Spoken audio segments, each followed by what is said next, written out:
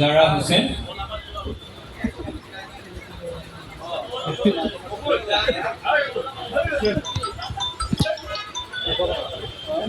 তোমাৰ পৰিচয়টো দাঙি ধৰা, ৰিয়েল পৰিচয়টো। মোৰ নাম গান্ধাৰী। গান্ধাৰী গম পাইছোঁ। গান্ধাৰী, আপোনাৰ চকুত যে এই পটিটো লগাইছে কিয়? মোৰ স্বামীয়ে দেখা নাপায় কাৰণে ময়ো এই দুনিয়াখন চাবলৈ বিচৰা নাই। সেইটো কাৰণে আপুনি চকু হেৰি কৰিছে। এতিয়া আপুনি আপোনাৰ পতিদেৱক কেনেদৰে আপুনি শুশ্ৰূষা কৰিব যদি আপুনি চকুতে যদি কাপোৰ বান্ধি থয়, তেতিয়া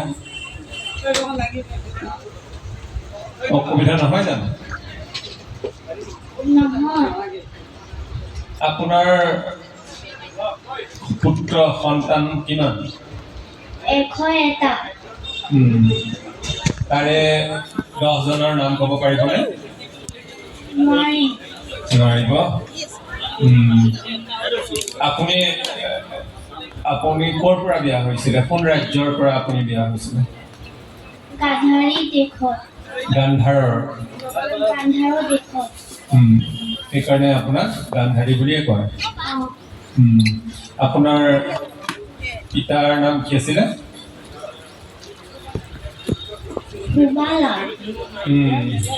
হৈছে। এতিয়া আমি যাওঁ ধৃতৰাষ্ট্ৰৰ ওচৰলৈ। অকণমান হেল্প কৰিব লাগিব।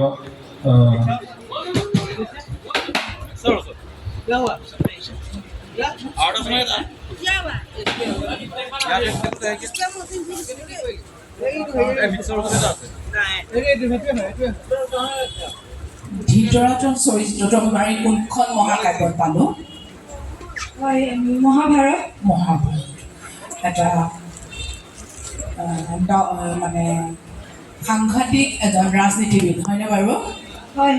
তেওঁ অন্ধ আছিলে, কিন্তু অন্ধ থাকিও তেওঁ এনেধৰণৰ ৰাজনীতি কৰিছিলে যাৰ ফলত বিখ্যাত কুৰুক্ষেত্ৰৰ যুদ্ধ সংঘটিত হৈছিল, হয় নহয় বাৰু? ঠিকে আছে। এতিয়া আপোনাৰ এজন ভাতৃ আছিলে, ভাতৃজনৰ নাম কি বাৰু? ভাতৃ মানে পাণ্ডু। অ'কে। আৰু পাণ্ডুৰ কেইজন পুত্ৰ আছিলে? পাণ্ডুৰ 5জন পুত্ৰ আছিলে। অ'কে। তেওঁলোকৰ নামবোৰ কি কি আছিলে বাৰু? হয়, তেওঁলোকৰ নামবোৰ আছিলে অৰ্জুন, নকুল, সহদেৱ, আৰু যুধিষ্ঠিৰ আৰু ভীম। অ'কে। সকলোতকৈ ডাঙৰ কোন আছিলে বাৰু? হয়, সকলোতকৈ ডাঙৰ আছিলে যুধিষ্ঠিৰ। অ'কে। আৰু সকলোতকৈ কনিষ্ঠ?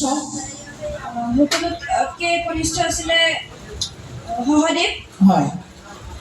আৰু আপুনি যেতিয়া কুৰুক্ষেত্ৰৰ যুদ্ধ হৈ আছিলে, যিহেতু ধৃতৰাষ্ট্ৰ অন্ধ আছিলে, ধৃতৰাষ্ট্ৰ কুৰুক্ষেত্ৰৰ যুদ্ধৰ সম্পূৰ্ণ বৰ্ণনা এজন লোকে দি আছিলে, হয়নে বাৰু?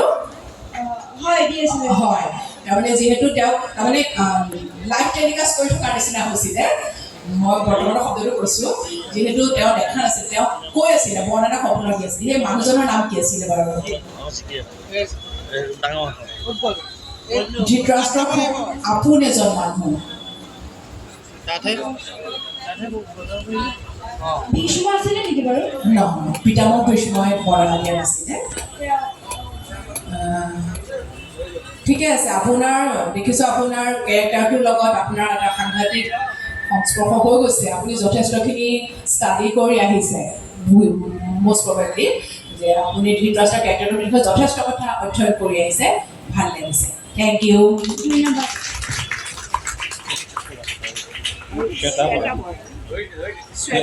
ইয়াৰ পিছৰ প্ৰতিযোগী শ্বেতা বৰা।